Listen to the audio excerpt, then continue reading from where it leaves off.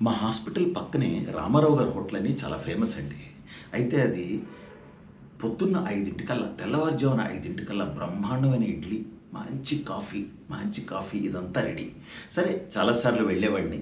అయితే ఆ రామారావు గారని దాని ఓనర్ అండి. 4:30 కల్లా కౌంటర్ దగ్గర ఉండేవారు.